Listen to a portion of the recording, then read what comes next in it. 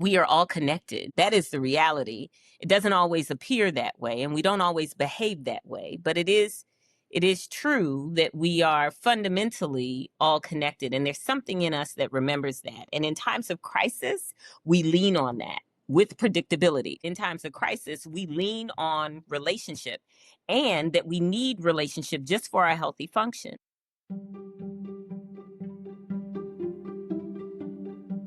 From the James S. McDonald Foundation in St. Louis, Missouri, this is Prosperity That Works with Dr. Jason Q. Purnell.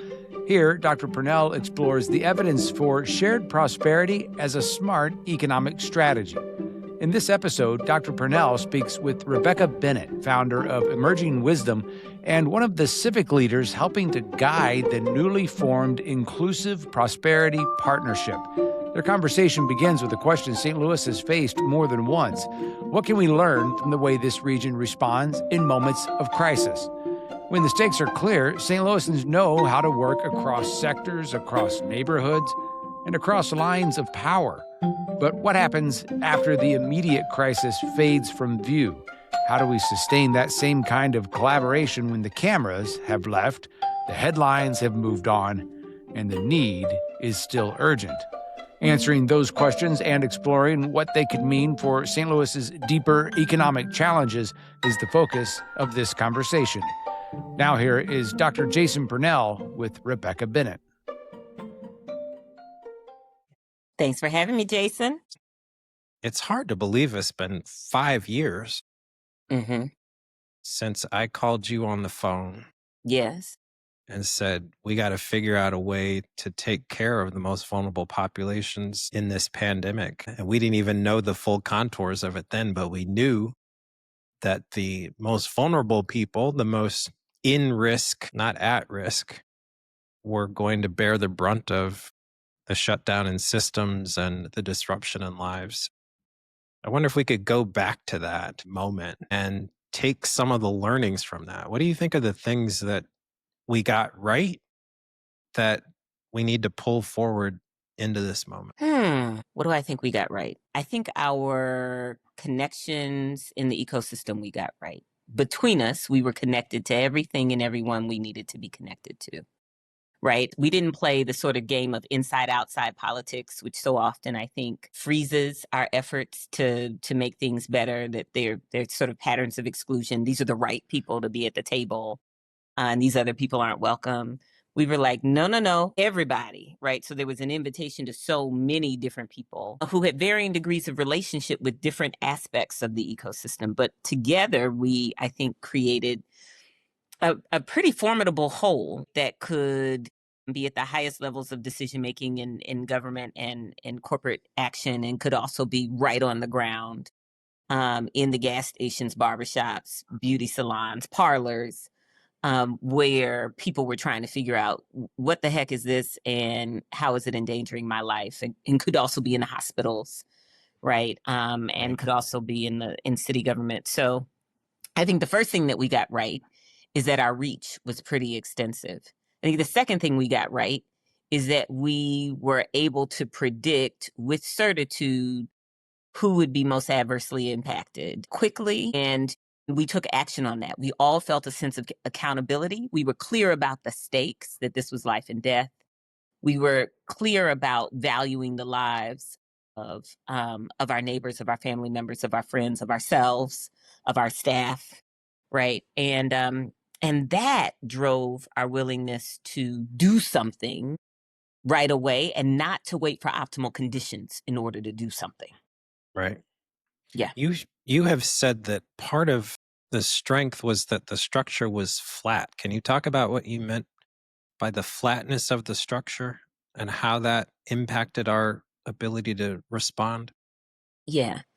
The challenge with hierarchy, right, is that it often requires heroic individual actions, which are not sufficient to respond to community crisis. And that the layers and the levels mean that we don't have the kind of transparency or communication that we need, and that we are more siloed in our behavior and in our decision making.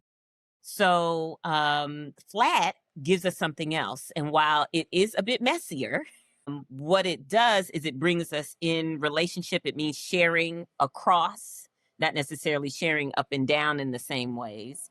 It deflates the ego, that's for sure, right? And Yes. those egos can get in the way of good Yes. work being done.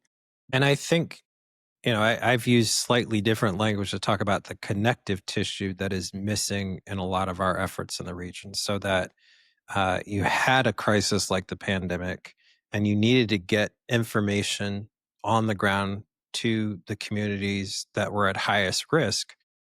But the large institutions didn't have, to your point, those relationships. They didn't have the credibility on the ground. They couldn't reach into those spaces. So it was more efforts like Prepare STO that created that crucial connective tissue between the best available information we had and then pushing that out to the community.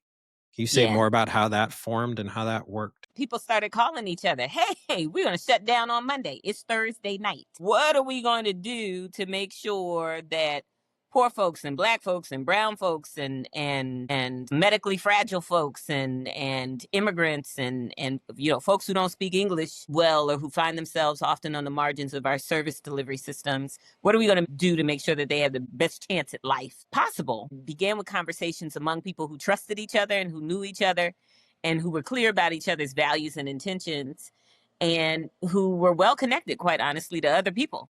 And by Saturday, there are 50 of us on a call trying to map out what could we do and what could we do by the end of the following week, right? Knowing the shutdown was Monday. So by Saturday, could we get hundreds of people in place to disseminate information, to find out what folks needed on the ground immediately? And so we use relationship to drive action. And while that's fine and necessary in a crisis, the challenge is when we are doing things that aren't as acute crises, what else do we have to lean on in addition to relationship? And really relationship in a crisis becomes a surrogate for structure. So let's fast forward to May of this year. What do you think? What do you think the community response to the tornado revealed about our systems? Our systems don't work the way they need to, and they have a pattern of not working the way they need to. I mean, the same conditions that were the case for COVID were also the case here. We could predictably say that those who are more likely to be endangered by environmental forces and factors, right, are going to be those who are already endangered by a whole host of things: disinvestment in neighborhoods and community, right, lack of access to resources, social isolation caused by poverty, inequities in lots of different ways, right, and that those realities endanger people, and it just gets compounded when you add, an environmental crisis on top of that, or a public health crisis on top of that. Right. And our systems predictably don't work as well for people who are at the margins, largely because they weren't designed to, that they don't value those lives in the same way. You will hear people who are systems leaders talk about lack of resources and lack of coordination and isolation and lack of capacity. And all of those things are true. But here's another thing that's true. We resource what we value, and we resource who we value. Absolutely. Right. And we also know that the swath that tornado cut through North City, in some cases, as I was walking around the days after, it was hard to tell where the neglect ended and the devastation from the new tornado began. But once again, we saw grassroots organizations leading in the response. What do you think that reveals about the kind of civic infrastructure that's necessary? And I'm curious what you saw as strength or muscle that had been built during the pandemic that was brought to bear in this current crisis. Yeah, I think those who had been in other crises with us, not only realized the importance of acting quickly, but also leveraged those relationships, and were willing to work beyond their systems, right, in order to meet human needs immediately, right? And they didn't ask for permission. They just got going. Right. And they use their own organizational capacities, their own operational capacities. They used those relationships really well. They stayed connected. They listened. They walked the streets. Right. They sat with people.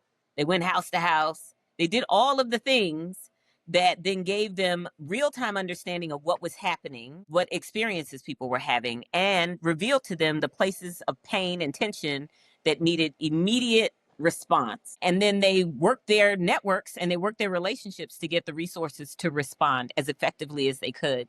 They didn't let perfection get in the way of progress, and they reached far and wide. They were able to mobilize thousands and thousands of people who had just a little bit of capacity, right? And everybody's little bit and little bit and little bit created a tidal wave of energy, momentum, goodwill, right? And people who were struggling, who themselves had been adversely impacted, were also helping people who were adversely impacted, right, Yes. by that tornado. I think we got to rethink how we resource, not just how we resource crisis, but how we resource transformation. That no single institution, system, funder has all of the resources, but our community has a lot of resources, a lot of resources. And I don't mean that just in terms of money. I mean, the definition of a functioning community is the extent to which it can respond to crisis well in order to protect and preserve life. Yeah. And we're hardwired for cooperation as a species. Let's leverage that. We're hardwired for that. And we do that with a high degree of consistency. We respond when we see another human being suffering. And there's a way in which we see ourselves in that suffering, and we feel moved, compelled even to act. And even if we only have 2 nickels, we end up sharing 1.5 of them. And that's what sort of grassroots activity empowered taps into. Like it doesn't necessarily have all of the formal resources and all of the sort of depth of deep pockets behind it, but it certainly knows how to activate the resource that's within community for the purpose of meeting human needs. It absolutely does. And it was powerful to be in those spaces and see people, some people who probably had never been to North St. Louis, Absolutely. rolling up their sleeves alongside people who've spent generations loving that part of our city and taking care of it. It opened up, what I sometimes call the vast reservoirs of goodwill in St. Louis. Even in the moment, I was asking myself, how do we channel this? How do we make this part of how we live together outside of moments of crisis? In my work doing public engagement for many decades, one of the things I learned is that everybody can be reached, just not by me. And so who's got the greatest relationship and the greatest connection? Who's actually able to do this work and doing it? Like, can we move resources to them is what we should be doing, rather than some of the ways that we like to make things go through authorized channels only. We got to follow relationship. We got to follow both the formal and the informal structures that people are connected and linked through. And then we have to trust and engage people beyond the usual suspects to make things happen and to get things done. If we can bring people in different parts of the ecosystem in relationship to do that, my goodness, I think that's a part of the answer. Bold ideas are part of the St. Louis story, and so are the people with the will to bring them to life. And that same spirit is what we need now. We know how to do these things. In fact, we have a playbook for how we do important things in St. Louis. We need to harness that energy and that type of commitment to St. Louis in the investment in our people. The Inclusive Prosperity Partnership was built to do just that, to harness St. Louis strengths by investing in collaboration across sectors and communities. We need that kind of connective tissue that allows us to do big things together. The IPP is a promise to the community that we're not just going to ask questions or create a set of recommendations. We're actually going to invest in the infrastructure that's necessary for collaboration. So you have been on a new journey that is not so much about emergent crisis as it is long-standing need for inclusiveness in our economic growth, creating pathways of economic mobility, something called the Inclusive Prosperity Partnership. And I wonder if you can speak to what's transferable about this pandemic experience, about this tornado experience, into that more long-standing set of challenges. Well, with regard to the Inclusive Prosperity Partnership, by design, it has different perspectives and different stakeholders in the ecosystem in the same room. people who would normally be separated by silo or separated by positional authority, position. We are moving some of that away. It's almost like we are learning how to be human together. And this shouldn't be overstated, right? If your neighbor's house is on fire, do you ask them, well, what's your title before I can give you No. some water? When it gets down to brass tacks, we don't ask those questions, right? This is, again, there's a need. If I have some water, I'm coming to your house. I'm not asking you about your position. But when it comes to actually planning and deploying resources and those sorts of things, we get caught up by the things that don't matter most.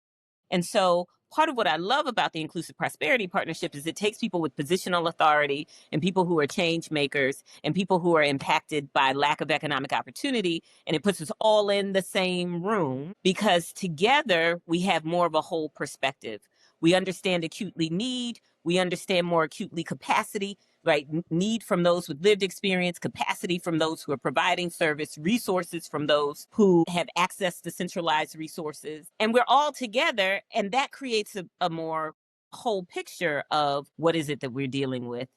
And I think that's a piece of the Inclusive Prosperity Partnership's promise, is that it doesn't say hard things go away, but it does say if we peel back the layers together, we will find areas of common ground that we can act on in concert. Part of what you're talking about is something we call the solution design cohort, where we've got business, we've got philanthropy, we've got organizations that are service providers, and we've got the people most impacted personally, community residents, all at the table together, co-designing a solution together. The first topical area being quality jobs for people and creating pathways into meaningful work. It's powerful to be in those rooms. And you don't often see all those people in the same room in St. Louis. What's the felt sense as you move into this new space? It feels good. It feels good to not be like we're alone in having to do hard things, that we are companioned with one another, and that within our coalition of the willing, we have what we need to make a difference. I don't want to overstate the importance of that orientation because so many of our conversations are defined by a lack of sufficiency. And in that room between folks who understand acutely what the issues are because they are living it every day and they have to figure out workarounds in the moment with 15 cents, and folks who are sitting on foundation assets that are extraordinary, and folks who respond to employment needs of thousands of people. In the mix, we have what we need. Now, this is the truth. In each of our communities, we have what we need to try. In the rooms when we're working with the solution design cohort, there is a sense of agency, even as there's frustrations about like, well, why hasn't this been done before? That gets at the sort of hopelessness and disbelief and inertia that comes when our frame of reference is, no, we don't have what we need because these people aren't here. In that room, we aren't talking about they. We are they in that room. We are the ones who have the ability to do something different all together, not individually. Again, this isn't about like heroic individual effort. It is about a trust in the capacity, the deep bench of community to be able to figure out what it takes to be well. I think that's so well stated. I think the other reality is that we can do a lot at the grassroots level, but it's going to ultimately take resource and leadership beyond on the ground to make things scalable. And part of what we've said in the solution design cohort is that these solutions need to be scalable, they need to be sustainable, they need to be systemic. In order for that to happen, we're going to need investment from different quarters. How do we build more of that connective tissue between what happens at the grassroots and the grass tops? Well, we set the table the way that you are setting this table with all of these different actors together. We invite them into the same room. I mean, the reality is that our society is organized by a caste system and structure. And one of the consequences of that is that it creates these barriers to connection and to co-creation with one another. And so what we need often is intentional invitation to operate beyond those structures that separate us. And then we need to humanize one another and to be curious about one another. And then we need to find out where our interests intersect and align and what each of us has to contribute, because we all have something to contribute, though it may not be the same thing. We need to be able to work within that. Institutions have often the resources necessary for life. What they don't often have as much of is much access, cultural competence or connection, community relationship, but they have resources and they often have a lot of specialized knowledge. What community often has is experience, its own lived experience, a bevy of relationships, energy, lots of energy and momentum across groups. What funders often have is, and particularly if they are private or philanthropic, they have more discretion around the funds they have. So an ability to resource that which is innovative rather than having to go through lots and lots and lots of bureaucratic red tape, right? So if we're in the room and we can each bring what we have, then what happens is we begin to develop capacities and bench beyond our own niche strength. So now our institutional partners actually have relationships with folks who are on the ground. Folks who are on the ground actually have resource beyond all the things that they can pinch together. And our institutional actors can bring their specialized knowledge and pair that with lived experience in ways that help to get us clear about what the issues are and what the best solutions are. So what ends up happening is our toolkits grow and we deepen together rather than being stuck in sort of our own dimensionality about what we brought to the table. We get more from the table. We give more to the table. I want to pick up on two themes. This notion of the alignment of interests. And I really like what your partner co-facilitator has brought to the table in terms of this acronym OPTIONS, that only proposals that include others' needs succeed. I think it's so critical as we try and bridge what can seem like insurmountable divides between people. At the bedrock, we share a lot of the same values, but we do need to know what each other are trying to achieve. We need to actually put that on the table and be explicit about it. And that's part of what this process allows us to do. And I think they're connected concepts. This notion of humanizing people. In the largest institution, there are human beings at work with their own stories and their own motivations. And we've seen it in the solution design cohort. Just because somebody's affiliated with a large employer, a large institution, doesn't mean that their journey into that position didn't involve some lived experience as well. So we can't go into these conversations assuming that we know things about each other until we've had the chance to really encounter each other as human beings.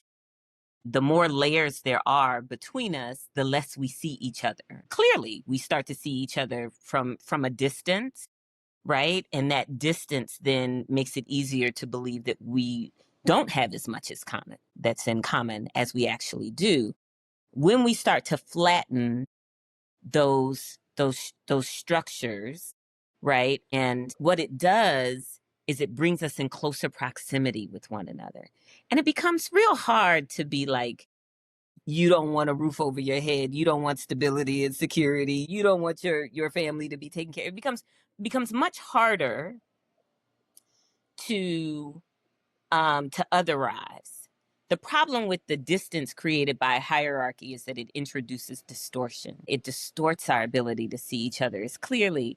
The beauty about coming back into flatness, right, is that we have proximity with one another. And we end up finding out, like, I think there's a challenge with us relying primarily on human wisdom as a species. We're a fairly young species, considering all the other species that have been on this planet, but we can learn something from nature.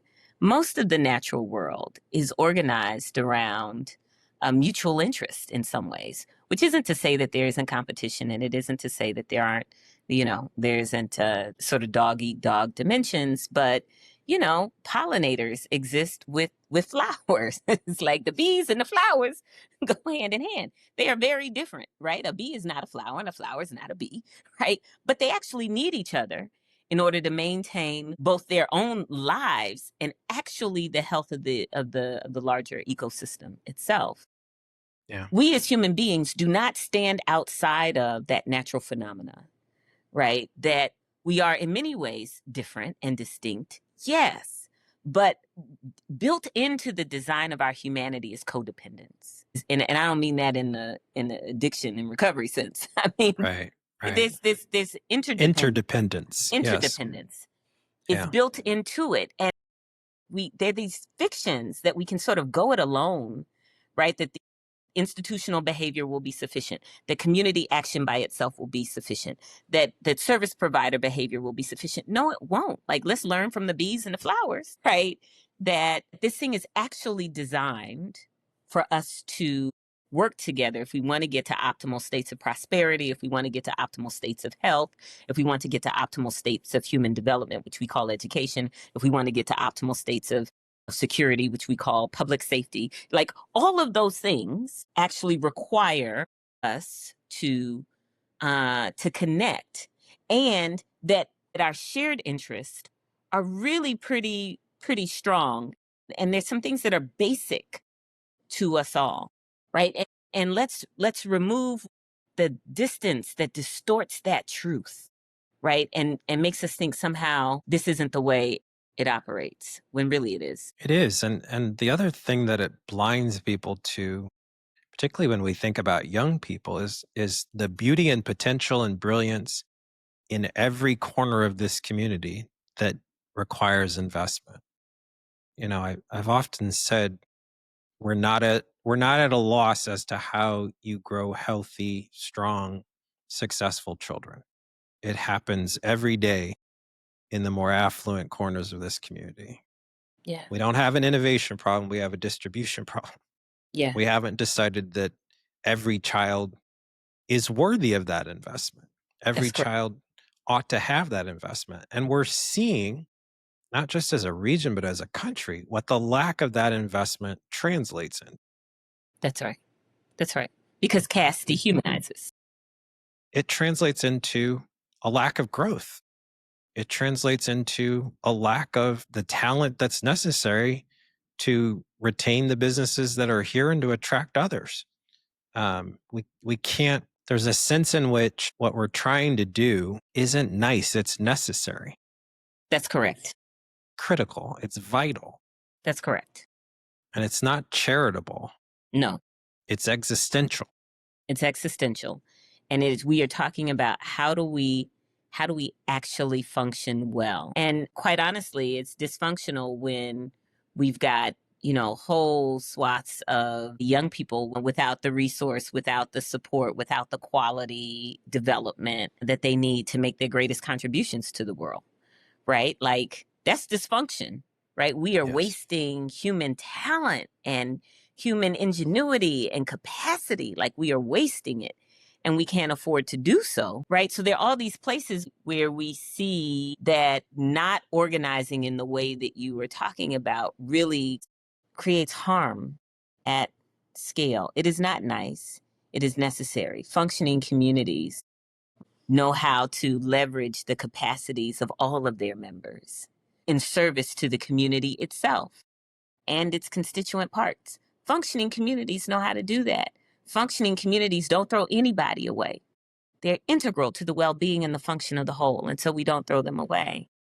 These are fundamental concepts. These are really sort of spiritual principles and tenets, not necessarily religious ones, but spiritual ones about the value of all life, about the place at the table for everyone. We're getting to some of what so many of our spiritual traditions and our sort of moral codes are trying to get us to live into with greater commitment and fidelity. And now we're just trying to figure out, how do we practice that? And there's another word that has been repeated in all of your remarks, which is relationships. I think people underestimate the extent to which relationships have to be formed, they have to be managed, they have to be maintained, they have to be repaired in certain instances. But also, the Surgeon General put out a report about an epidemic of loneliness.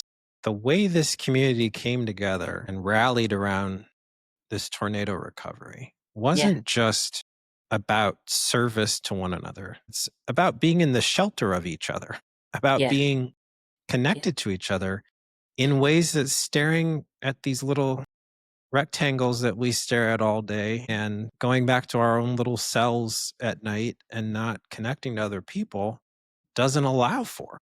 We're herd species, Jason. We're made from relationship, literally. Like some stuff is Yes. spawned, right? Yes. But that's not us. No. We are made from relationship. We're incubated in relationship. We absolutely rely on relationship for our survival and our ability to thrive, right? Like it's actually built into, and we're hardwired for cooperation, which reinforces relationship. So relationship is key. And I'm talking about it in abstraction, but let's just be real. Like if somebody you know and love needs something, then you are much more likely to do it than somebody you don't know. Right? As Yes. somebody that feels further away from you. And the reality is that we are all connected. This is what actually holds communities together. It's our ability to have face-to-face interaction, to solve problems together, to recognize the humanity in one another, and then to participate in goal-directed behavior together. That's another hallmark of humanity. And we do that. We have done that so successfully as a species because of our ability to tell common narratives around what the future state needs to look like. And I think that's a great encapsulation of what we're trying to do in this solution design cohort as part of the Inclusive Prosperity Partnership. It's tell a new story and then allow that story to fuel the kind of cooperation that you've been talking. Absolutely. Where there is relationship, there's more likely to be cooperation. Where there's greater cooperation, there's more likely to be action. Where there's cooperative action, there's more likely to be positive impact and transformation. So what this solution design cohort is trying to do is to create the conditions of success in which that takes place, right? Relationship catalyzes, structure sustains. That's what we're trying to do. And we can't fix any of these things in isolation. The problem's too big. It is. But we also can't wait for 20,000 people to be aligned. We can start with the coalition of the willing, the people who are willing to start and get things going. And we support them with the scaffolding to your point of intentionally making sure that those connections translate into sustained action. That's correct. We start with who we have. Again, we don't let perfection get in the way of progress. Who's here? And whoever's not at the table, who needs to be at the table, then who's connected to them? And then how do we get them here? But between us, we have what we need to get started. We have what we need to make a difference. So what gives you hope that we're going to be successful in creating the kind of collaborative, not just structures, but muscles to solve problems together, to react both in and out of crisis as a region in new and different ways? You and I are both lovers of history, and in my own ancestry, and dare I say yours too, there were folks in the last 400 years who experienced great horror and hardship, and for whom relationship was indeed the lifesaver. They didn't have a whole lot of resources necessarily, not in the conventional sense of monetary resources, but what they had was commitment. My grandmother said to me, you don't have to be rich, you have to be committed. They had a commitment to one another. They had a commitment to the democratic ideals that said every voice mattered and that people should have the right to be self-determining. And they were cooperative in that endeavor. They understood that they could not create conditions for liberation or conditions for freedom by themselves, that they had to do so in lockstep with others like them and with those who were not like them. And so what gives me hope is our biology and psychology. We are hardwired for relationship. B, we have a history of when faced with really difficult life circumstances and conditions, reaching out to each other to help figure out a different way. Oppression has never been a match for creative human beings. Creative and connected human beings have figured out how to hack every ill and every crisis that they are faced with. See, it's just that history then means that we are the recipients of the baton. And so we're up next. And if we don't have hope, and as a consequence, we don't exercise the agency that we do have, then we will see catastrophic failure more than we currently do. D, we don't have to figure it all out by ourselves. We can share the responsibility. And so I have hope because by design, we are cooperative. I have hope because we come from a legacy of people working together to do big things and to do difficult things because it's our turn, Jason. It's our turn and it's our time. And I'm not going to cede that, C-E-D-E, that to a false sense of powerlessness here because I'm going to do the part that I can do. And I'm going to do it with you and with others who want to do the part that they can do. And I'm going to trust that that's enough for now, right? Recognizing that more will be needed, but that others will bring that. Yeah. I mean, what's the alternative? Unacceptable. Yeah. What gives you hope? You do. I think everybody's going to see the very real sense in which we are in relationship. Yeah. With one another and with a whole network of people who are pushing forward. We've seen that in pandemic. We've seen it in storms. We've seen it in uprisings. And this community is capable of coming together. It's yet to be seen how much of that muscle we can build, but I remain hopeful. And I often say hope is the older, wiser cousin of optimism. Yeah. Yeah. It's based in reality. But I remain hopeful because of our possibility, because of our potential, and because of our connection to one another.